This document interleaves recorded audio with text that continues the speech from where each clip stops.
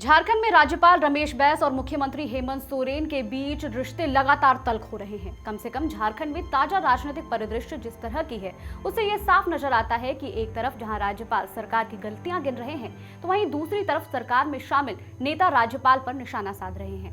नमस्कार, मैं हूं अनुजा, समाचार प्लस झारखंड बिहार देख रहे हैं आप। झारखंड के राज्यपाल रमेश बैस और मुख्यमंत्री हेमंत सोरेन के रिश्तों में तल्खियां लगातार बढ़ रही हैं। बीते 1.5 साल में कम से कम 1.5 दर्जन मौके ऐसे आए हैं जब राज्यपाल ने सरकार के विजन और कामकाज को लेकर उनके निर्णय तक पर सवाल खड़े किए हैं। और इसके जवाब में मुख्यमंत्री हेमंत सोरेन और उनकी पार्टी झारखंड मुक्ति मोर्चा के नेता भी अब राज्यपाल पर सीधे सीधे निशाना साधने का मौका नहीं चूकते हैं। लगभग 1.5 साल पहले झारखंड के राज्यपाल का कार्यभार संभालने वाले रमेश बैस ने बीते दिनों कहा था कि मुझे झारखंड की राजनीति को समझने में थोड़ा वक्त लगा। इसके बाद बीते 29 दिसंबर को मुख्यमंत्री हेमंत सोरेन अपनी सरकार के 3 साल पूरे होने के मौके पर जब पत्रकारों से मुखातिब हुए तो उन्होंने कहा कि राज्यपाल संवैधानिक पद है, उन पर टिप्पणी नहीं करनी चाहिए, लेकिन कुछ घटनाओं से कभी कभी लगता है कि यह डबल गेम चल रहा है और अब यहाँ राज्यपाल की हैसियत से वो आए हैं या फिर राजनीति करने, यह तो वही बताएंगे। झारखंड में अब तक के 22 वर्षों के इतिहास में कुल 10 राज्यपाल नियुक्त हुए हैं। इनमें से वर्ष 2004 से 2009 के बीच राज्यपाल रहे सैयद सिब्ते रजी और अब 10वें राज्यपाल के रूप में कार्यरत रमेश बैस का कार्यकाल राजनीतिक विवादों के लिए याद किया जाएगा। छत्तीसगढ़ के रायपुर निवासी रमेश बैस का लगभग 45-50 वर्षों का पूरा राजनीतिक करियर भारतीय जनता पार्टी के साथ गुजरा है। झारखंड के राज्यपाल के तौर पर उनका कार्यकाल 7 जुलाई 2021 से शुरू हुआ है। पिछले 1.5 वर्षों के कार्यकाल के दौरान कई सार्वजनिक कार्यक्रमों में उनके भाषणों का स्वर किसी विपक्षी नेता जैसा ही रहा है। बीते 12 जनवरी को रांची में एक संस्था की ओर से युवा दिवस पर आयोजित एक कार्यक्रम को संबोधित करते हुए राज्यपाल रमेश बैस ने कहा कि झारखंड के सरकारी विश्वविद्यालय भगवान भरोसे चल रहे हैं। उन्होंने विश्वविद्यालयों की तमाम कमियां भी गिनाई और साथ में यह भी जोड़ा कि उनकी कोशिश है कि स्थिति में सुधार हो।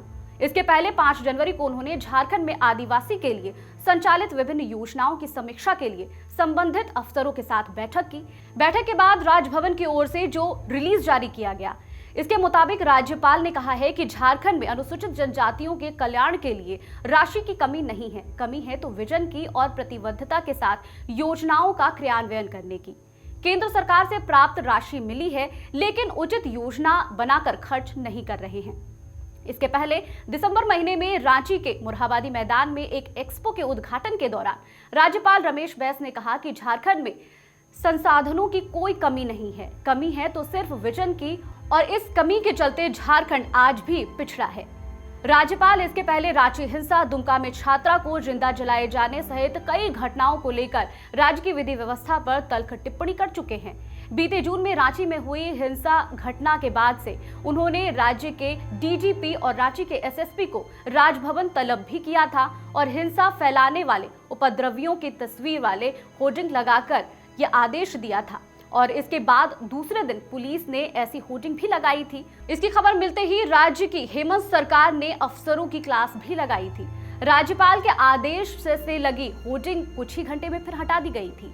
राज्यपाल राज्य में जनजातीय सलाहकार परिषद के गठन को लेकर राज्य सरकार द्वारा बनाई गई नियमावली पर भी कई बार सवाल खड़े कर चुके हैं और इसके अलावा उन्होंने राज्य सरकार की ओर से विधानसभा में पारित एंटी मॉब लिंचिंग बिल, कृषि मंडी बिल सहित आधा दर्जन बिल अलग अलग वजहों से दिए थे। हालांकि इनमें से 3 विधेयक विधानसभा के बीते सत्र में पुनः पारित कराए गए और राज्यपाल की कई आपत्तियों को खारिज कर दिया गया।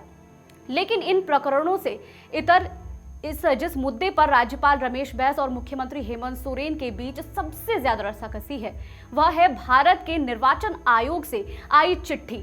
सभी जानते हैं कि इसे लेकर राज्य में इस कदर राजनीतिक तूफान खड़ा हुआ कि मुख्यमंत्री हेमंत सोरेन की सरकार को रिजॉर्ट प्रवास से लेकर विधानसभा का विशेष सत्र बुलाकर बहुमत साबित करने तक की मशक्कत करनी पड़ी। निर्वाचन आयोग की यह शीलबंद चिट्ठी बीते 25 अगस्त को नई दिल्ली से रांची स्थित राजभवन पहुंची थी। चुनाव आयोग की यह चिट्ठी मुख्यमंत्री हेमंत सोरेन की योग्यता अयोग्यता तय किए जाने के संबंध में थी, लेकिन आज तक इसका आधिकारिक तौर पर खुलासा नहीं हो सका है। फिलहाल चिट्ठी वाला यह प्रकरण तो ठंडा पड़ गया है, लेकिन हेमंत सोरेन की सरकार को यह आशंका बनी हुई है कि राज्यपाल कभी भी यह चिट्ठी सामने ला सकते हैं और इसका इस्तेमाल सरकार के खिलाफ किया जा सकता है। बहरहाल देखने वाली बात होगी कि मुख्यमंत्री हेमंत सोरेन अब राज्यपाल रमेश बैस के बीच ये रस्साकसी जारी रहेगा या तस्वीरें बदलेंगी। आपको हमारी रिपोर्ट कैसी लगी हमें कमेंट बॉक्स में लिखिए। बाकी और खबरों के लिए जुड़े रहिए समाचार प्लस झारखंड बिहार के साथ। नमस्कार।